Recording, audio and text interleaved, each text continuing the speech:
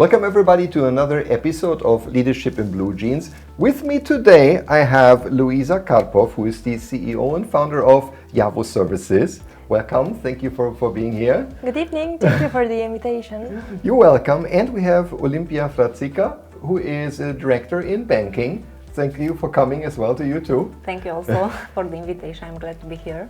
And as always, we're going to talk about aspects of leadership. And I was wondering because the times have been changing so much with not just the pandemic, but also people having a little more choice about where they want to work. They feel more free to do that, but they also feel more free to leave if they don't like what they're seeing. But what do you think when you think about what do you think is motivating people to stay at a place nowadays? Has anything changed from the past? I guess everything changed. My company, it's a freight forwarding company, meaning that we are organizing international transport for cargoes. We are doing it via air freight and sea freight especially. Mm-hmm. So my team, it's a very young one. It's a dynamic one because the industry is requesting for the team to be a dynamic one. And I could see a lot of change during the past 2 years. I think the first thing that comes to my mind is that people want to work from home. So basically this idea was just, 1 or 2 days every 2 or 3 months. Right now we are working on hybrid, meaning that they are working a few days in the office, a few days at home. So basically this is a requirement that we get from the new people that we are recruiting. Also, they would like to have a lot of benefits because probably the pandemic gave them time to think about the facilities that they could get. So I think the people are getting smarter and they know what they want, and they are trying to ask us to provide them the benefits that they need. Right. I would expect that that's the case, and now people are getting more courageous about asking about these kind of things.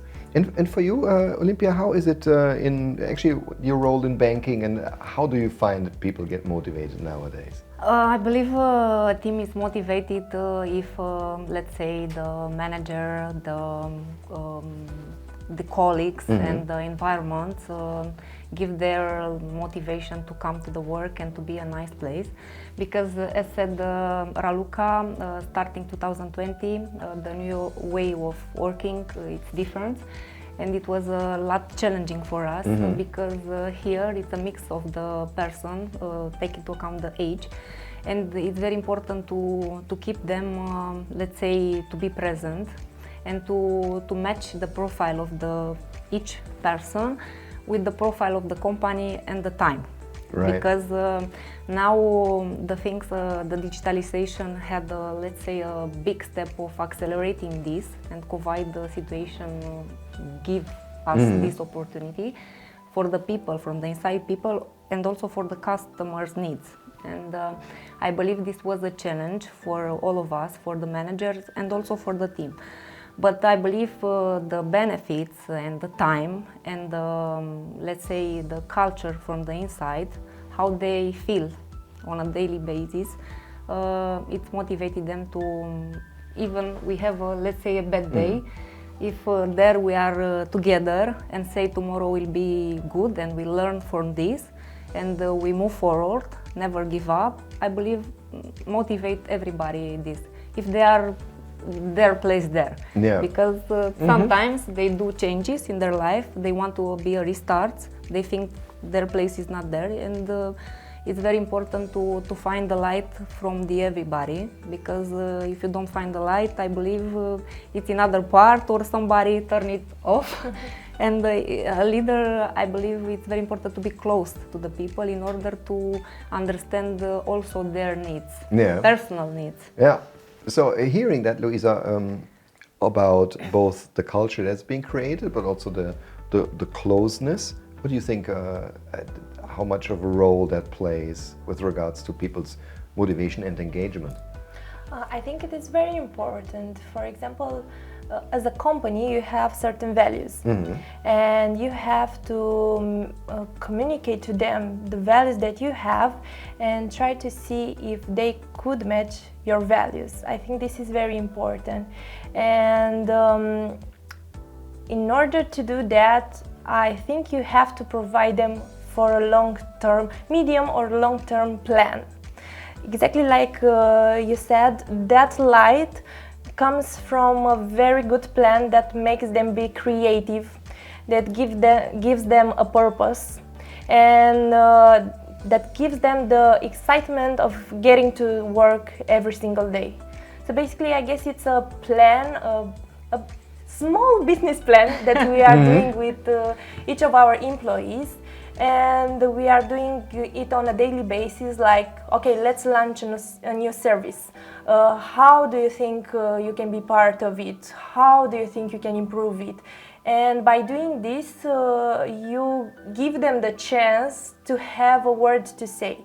So I guess this is very important in our days, because right now you can see that you can't be that social because the clubs are closing at 10 p.m. You don't have enough time to socialize. You are spending a lot of time in your house. So because of this, at least at your job site, you have to feel the excitement. You have to feel that things are moving because of you. Yeah. So basically, we are delivering small business plans to all our employees, and we are making sure that they are on the good track and they are going to comply with the requirements and they are going to succeed, because finally they need to feel the success. Right. In order to move forward. Yeah, that makes sense. Actually, it sounds more like, it's not like you're delivering the plans, it's more like you're co-creating them with them. Yes, that's what I'm hearing. Yes, of course, because it's my team. Yeah. I have to create with my team. So even yesterday we had a meeting. We scheduled it to be like 1.5 hours, and it ended to be like 4 hours because everyone is already used to be creative. Yeah. We are like discussing a subject and everyone comes with a different and new idea. I have a new employee, and he comes from the Horeca industry. So he's like, okay, you know, we had a burger and we had like Tuesday we were selling this burger for half of a price. Do you think we can do the same with transports? Like, let's say we have a type of transport like road freight. We can do Tuesday, we can sell it for half of a price. And I'm like, I think that's a good idea. Let's see how to put it on the papers. So basically, new people from different areas, different social areas, they are coming with new improved ideas, and they are part of the bigger plan. Sorry, do you want to? Yes, I also believe that Raluca said it's Luiza. Very important. Sorry, it's very important to involve everybody like an ambassador. It's not about the position; it's about the role. If you give some, let's say, task, not responsibility, because you're present there like a manager, it's very important to let the people to learn, even that they don't do nothing to, and the project never, let's say, in their area, but starting to cook something, this is like a laboratory, they will give you something. You, like a manager, don't tell to be like this and to be the results. It's very important to go there, but the way that you give the results, it's very important to be, let's say, drive from their parts. Yeah. And after that, bad or better, I don't know, you will be there and managing. But to give the role that it's important for you to enjoy this project and to be ambassador on something, you give also give the opportunity to grow. Yeah. I mean, I think that sounds good. If I would be a little bit of a devil's advocate, I would say something like, it's great that we give people the freedom to experiment, maybe even the freedom to fail. But how about accountability? How do we hold people accountable that are free to be creative, that are free to try things out? I guess you have to just accept that you are going to lose a certain amount. And for example, for myself, I am calculating it even before I propose to them to involve into one project, because it's normal. Even if I would do it by myself, maybe I would have great results from the beginning, but it's not 100% guaranteed. So basically I am doing a calculation and see how much could I lose. And indeed, I have this type of problem with the sales team, because for example, we are hiring now salesperson, and everybody's coming with very great sales skills and so on, and they are telling to me that they are going to make like 100,000 euros every month and so on. But some of them have experience in the field, but in the industry, but with bigger companies. So if you are selling for a bigger company, it's much easier for you to do it, because the company is already big by itself. It has already a name, so it's easier for you. You are just like a messenger, let's say. But for a smaller company,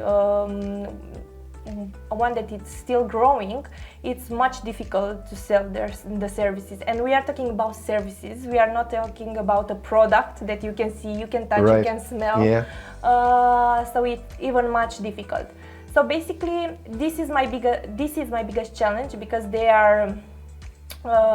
promised to me that they will do a certain target, and we are hiring them, and we can see that they are quite motivated to do it, but they don't hit the target, and it's 1 month, 2 months, 3 months, 4 months. And I could see in my experience that they need from 6 to 12 months to achieve the good results.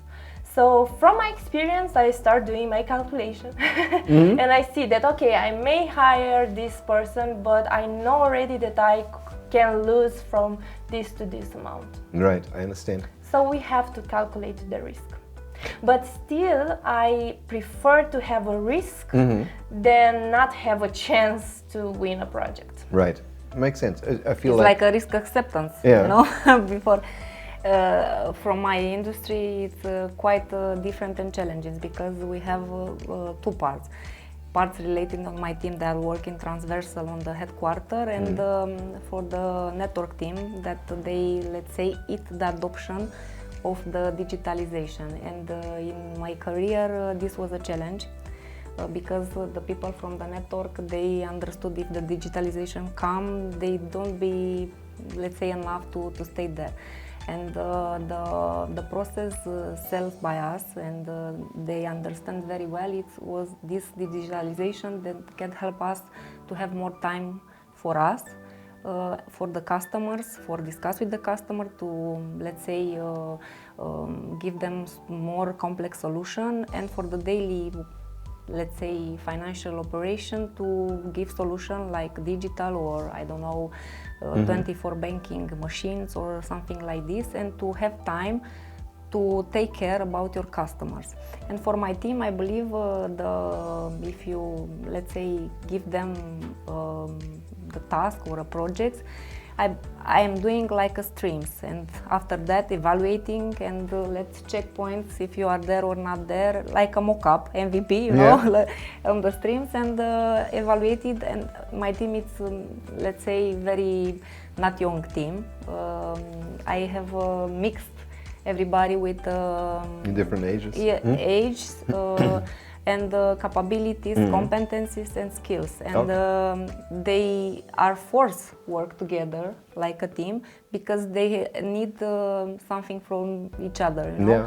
And in the end, everybody learns something else than they know, and this, I believe, it's a new way of working and to deliver the projects now. Yeah, that makes sense. Also, in particular, because this principle of a minimum viable product as a principle of experimentation, that frames the risk, doesn't it? So you say like, okay, so this is as much as I'm going to invest into the idea, and probably have a team of people who are just going to go for it, and maybe there's a really big outcome of that at the end of the day, maybe there isn't. But the question is then also, and that's what I meant with accountability, if it's allowed to fail, how do you make sure that at least people actually give their best? And not just take it too lightly and say like, nah, we tried, but it wasn't really, actually also it's no fun, let's do something else.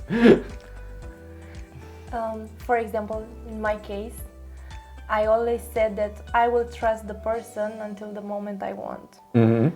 So every time when a person gets into this comfort area, let's say, I think it took not more than 3 months until they resigned, to be frank.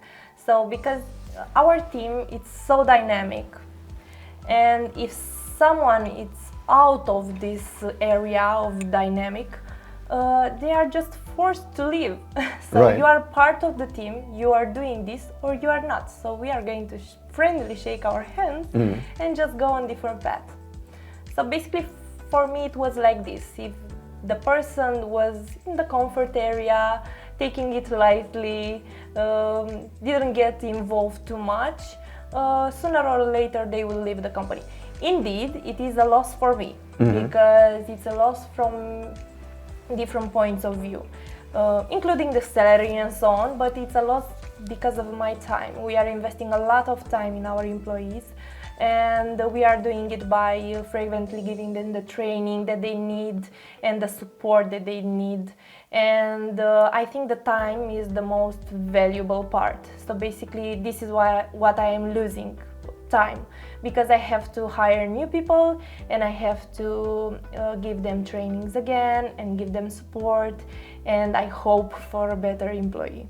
But basically this is the worst thing that could happen. Right. So I'm just losing a little bit of time by training people. It happened a few times.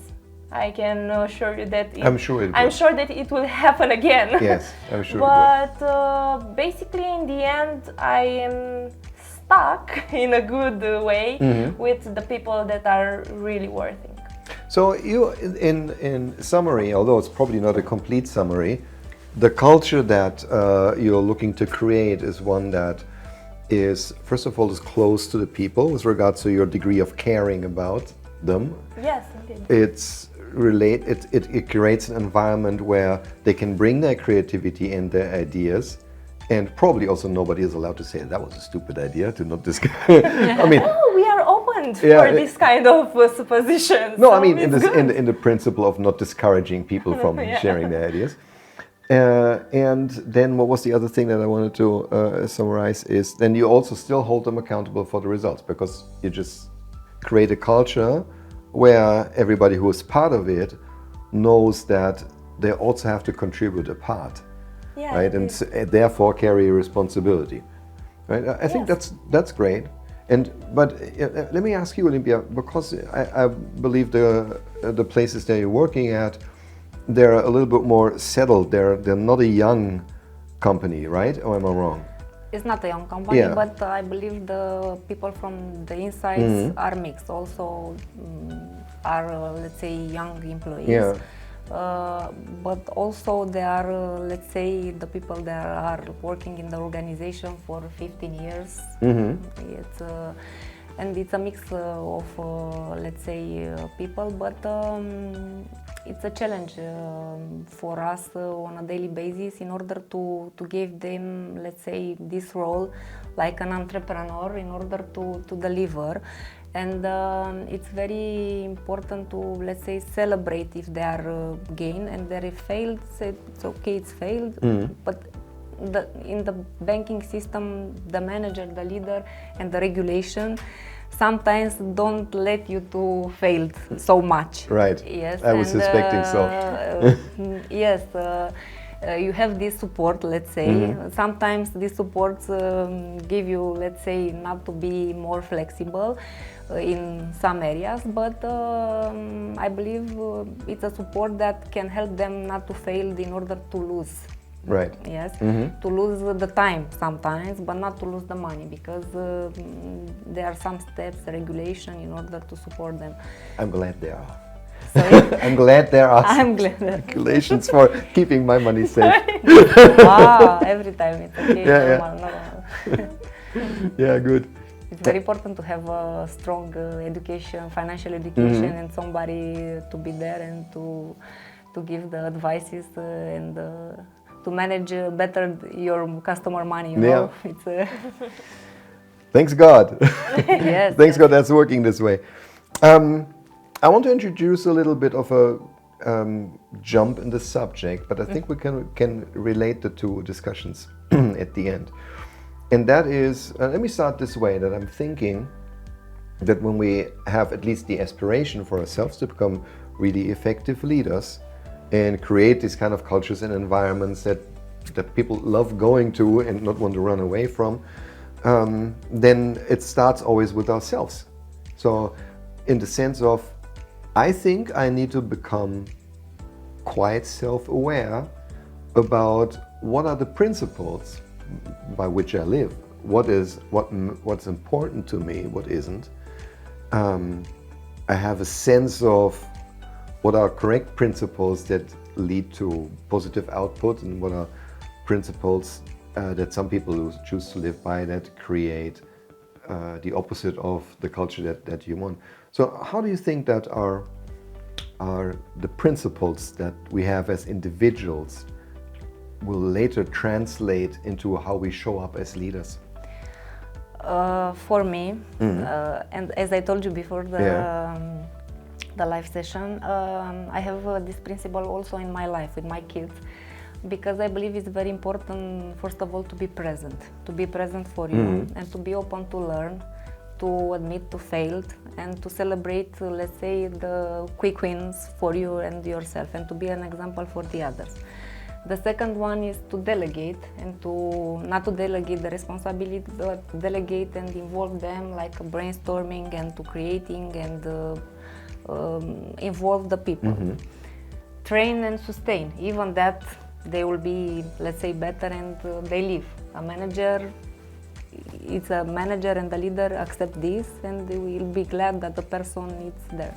And the last, I believe, it's very to motivate them and recognize their, let's say, steps and the growing, and to tell them every day. Even that it's a, let's say, a little the win. It's very important to communicate to them. The encouragement, yes. Building the self-confidence. And communicate, and to, let's say, to go with there in the projects and to be, let's say, half part of this, and to be present.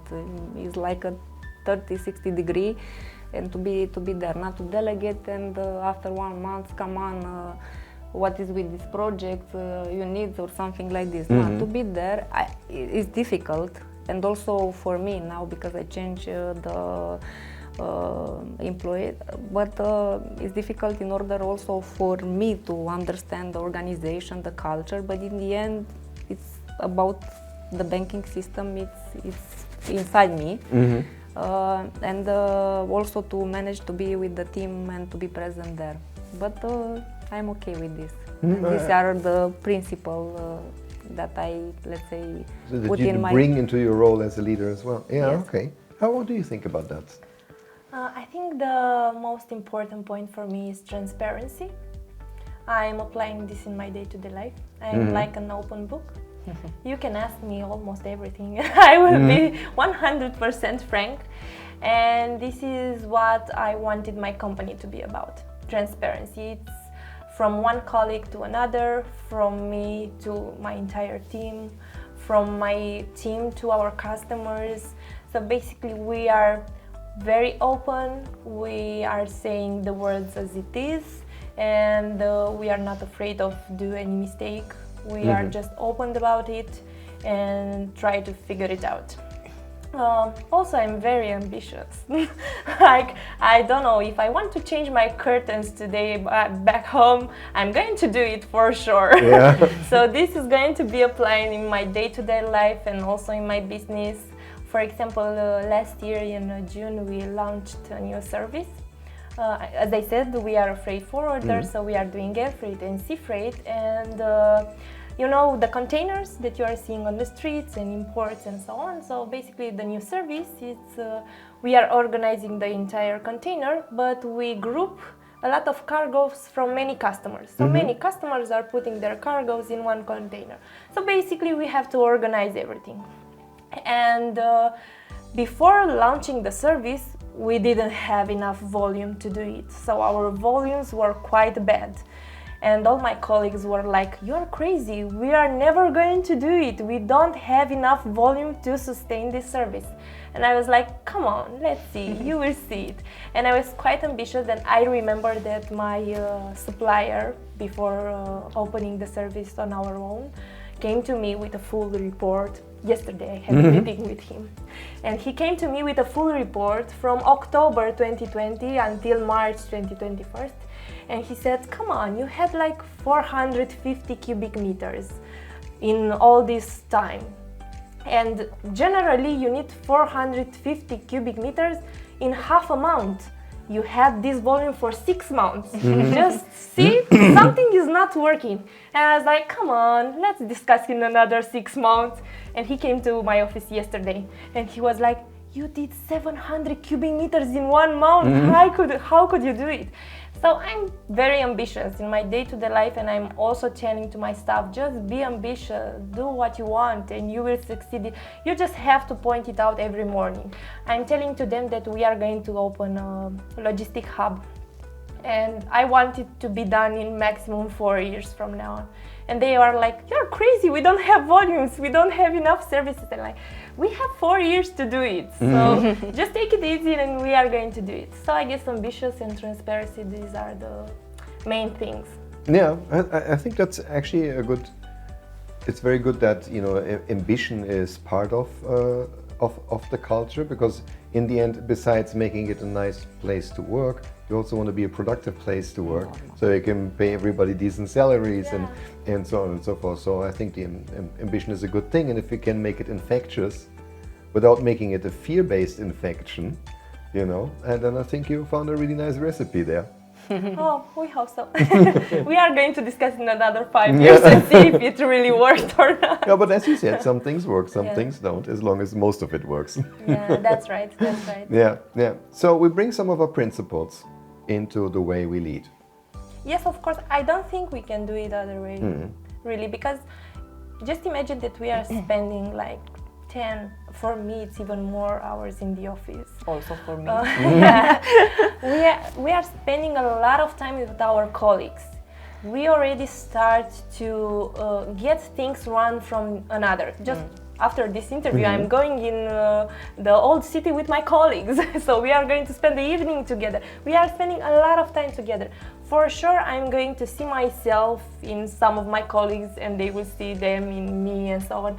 We are taking parts one from another. Yeah. So it's you are going to take things from home and bring them to your workplace. It's normal. And also you are going to take things from your workplace and bring them to your home. And I hope that it is not stress. So don't bring the stress from work back home. Yeah, well, it's probably the people at home that could answer that question best. But now, you know, this is interesting. So we bring ourselves into work as how we show up as leaders.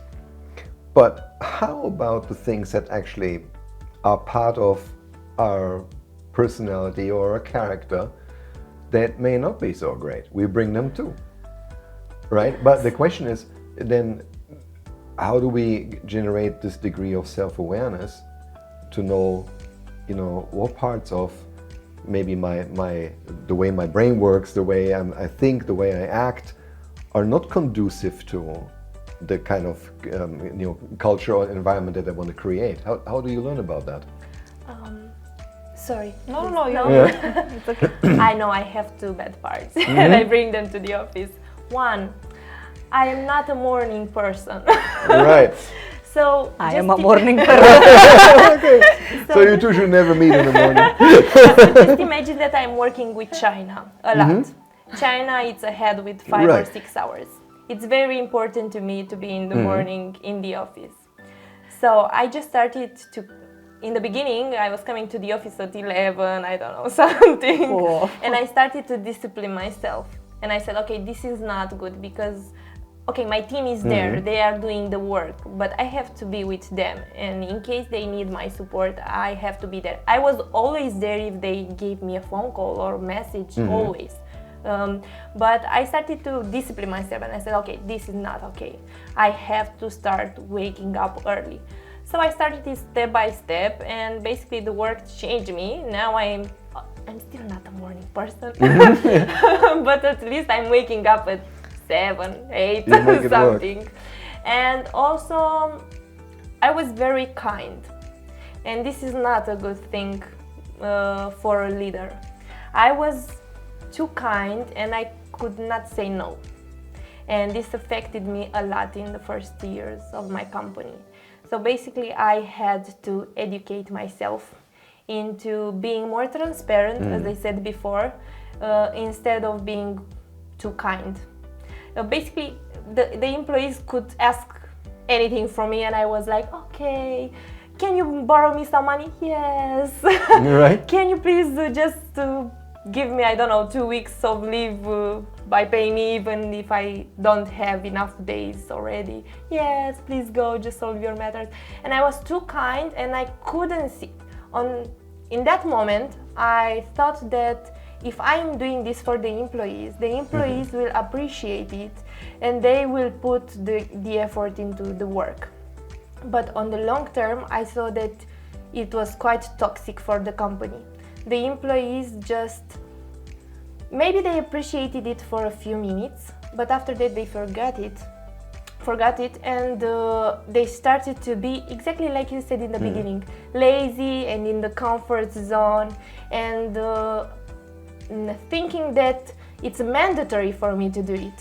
So it's something that I should give to them. And this was a very bad thing that I brought from home to my leadership model. But I am trying to educate myself. I am trying to put limits. And I am trying to explain to them why I am adding those limits. Actually, it's that's a still nice a work story. in progress. It's a nice story. I think what you want to say is not that you're too kind, but you don't want to be pleasing. Yes, exactly. For This the is wrong word. reason, right? Yes. Because I think it's very, very, very possible to be generally kind, but you can also be firm and assertive at the same time. You know, kind is just the intention. Yes. You know, so you can with a good intention say no to something. But that's back to the discussion about our life principles, how they show up at work. So, for example, if we're very clear about what matters and what doesn't, then we don't have to be pleasing to other person. It becomes much, much more easy to say no because you know why you say no. Yes, but it's a thing that you educate in time. I guess from No, my of course, experience, you are educating it in time. I think I'm getting better and better, but still, it's a work in progress. Yeah.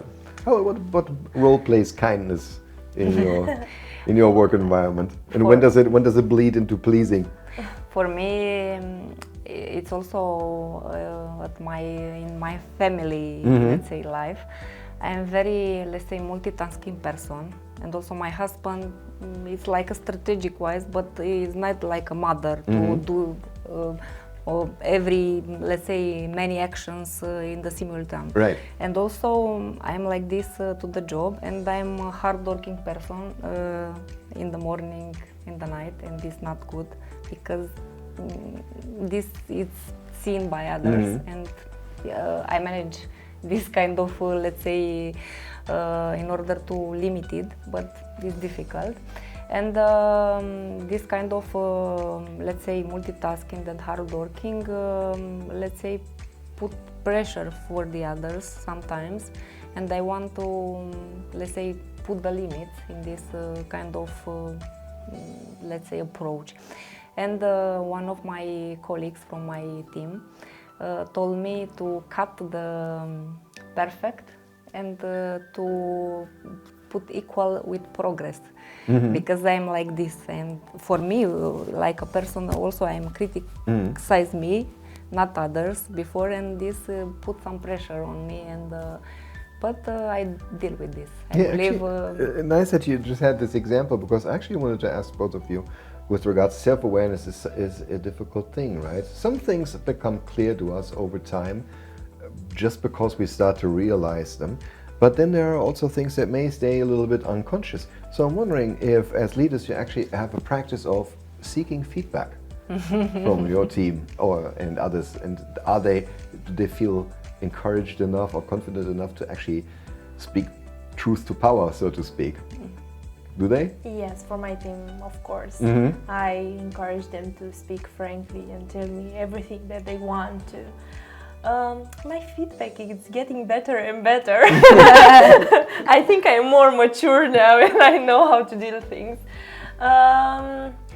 Yes, of course, I had a very bad feedback in the past few years. I was not exactly like Olimpia said, you have to be present. It's very important. If your team doesn't feel you in the right spot, in the right time, it's a big trouble. So I was not there. This was my main problem. I was traveling, I was meeting people and so on, but I forgot to be there for my team. So that was a time when my feedback was not that good. Right. But after that I started to understand that my team is still young. They still need to know their path, and they still need my support. It's still too small. It's like a toddler. You cannot just leave a toddler by himself in the house. You have to be there for him. So this is happening with my team. I know they can do it. I am 100% sure that they can manage the job, but still they want me to be there. Right. So I'm doing this. Because they take this as a sign, I guess, for like a visual demonstration that you do care. Not like you control them, but you care. Yes, exactly, exactly. And I'm there for them. Yeah. So I think my feedback is getting better now. Wonderful. Congratulations. But as I said, and I think in leadership all the time it's work in progress for everything. I am 100% sure that I can still improve a lot. I have to agree with you there. It's actually something that you can't just read a book and then you're perfect. It's just not happening like that. It's not a copy paste. Just watch a movie. Netflix has a few more good documentaries. I learned from a lot of sources, but Yeah. actually embedding them into your own self-image, into your actions and behaviors, fighting the things that in our head we know are not producing the results that we want, such as perfectionism or something, these kind of things. That's a journey for sure. Yeah. Yes, and learn for this. Our project, like a leader, is like their project on a daily basis, because you learn it from this. I don't know. Tomorrow will be better than today, and their feedback is very important. Sometimes they give me instantly from the poker face or something, not to give me. Yes, and I saw this. I am very present also to their, let's say, not the words, how they act, and I am very care with this. In the past, I wasn't, and I learned to look also to the face, and also the digital meetings. I needed this because on the face I look at, I'm not present with them directly, that's and I encourage them to open the camera, and I saw their face. If they are sad or happy or something, I tell it's not okay. I feel it directly and not ask them directly in the meeting, but in the individual. And I believe that informal, that said I go with the team after night to celebrate or to have a dinner. It's very important to have, let's say, informal break, to know each other, to know their life, their hobby. And the hobby also to do, let's say, limited hobby, to go to the mountain. Also, I am not a person that I like mountain. I will go there because the leader do it also this, and it's very important to be also out of your limit, you know, and to be also in the, let's say, informal meetings with them, and these kind of meetings, let's say, close the relations. This just helps with the trust equation, so to speak. A degree of intimacy, knowing each other, adds to trust, and that then in turn also makes it more easy to actually receive honest feedback because people feel like they can trust you. They feel like a people, not like a robot or something. Yeah.